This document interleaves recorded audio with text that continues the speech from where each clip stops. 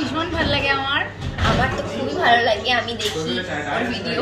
Hello guys, good morning. কেমন আছো তোমরা সবাই? আশা করি ভালো আছো। তো আবারও চলে আসলাম একটা নতুন ভিডিও নিয়ে। তো চলো ভিডিওটা শুরু করা যাক। তো আজকে না ঘুম থেকে উঠতে অনেকটা দেরি হয়ে গিয়েছিল। তো ঘুম থেকে ওঠার পর রুম গুছিয়ে আমি একেবারে স্নান করে রেডি হয়ে গিয়েছিলাম পাঠক দাদুদের বাড়ি যাওয়ার জন্য, কারণ ওখানে আজকে আমাদের দুপুরের নেমন্তন্ন রয়েছে। তারপর দেখলাম সবাই বাড়ি খেতে বসে পড়েছে দুপুরের খাবার খাওয়ার জন্য। তো ওখানে লোকজন দেখে তো আমি একেবারে অবাক, মানে অনেক লোক হয়েছিল।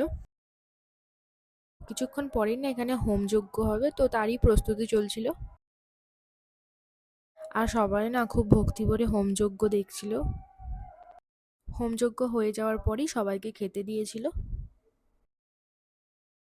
তো খাওয়া দাওয়া হয়ে যাওয়ার পর আমরা চলে এসেছিলাম গীতা নেওয়ার জন্য, কারণ খাওয়া দাওয়ার পর আজকে সবাইকে একটা করে গীতা দেওয়া হচ্ছিল। তো এই ব্যবস্থাটা না খুবই সুন্দর, যে খাওয়া দাওয়ার পর সবাই একটা করে গীতা পাবে বাড়ি নিয়ে যাওয়ার জন্য।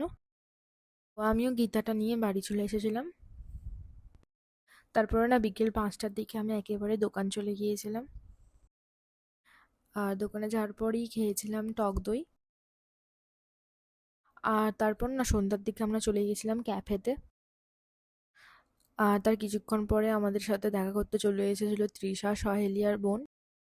তো ক্যাফেতে তো সবাই মিলে খুব মজা করলাম। তারপর আমরা ক্যাফে থেকে বেরিয়ে চলে এসেছিলাম বাড়ি যাওয়ার জন্য। তো প্রথমে বোনকে বাড়ি দিতে যাচ্ছিলাম। বোনকে বাড়ি দিতে যাওয়ার সময় দেখা হয়েছিল মান্তুদির সাথে আর গুলুর সাথে। তো ওদের সাথে একটু কথা বললাম। গুলুকে দেখেই তো ওকে আমি ফার্স্ট কোলে নিয়ে নিয়েছিলাম, কারণ ওর সাথে আমার অনেক দিন পর দেখা হলো। তার কিছুক্ষণ পরে আমরাও বাড়ি চলে এসেছিলাম। বাড়ি এসে আমরা একটু আইপিএল দেখতে দেখতে মুড়ি খেয়েছিলাম।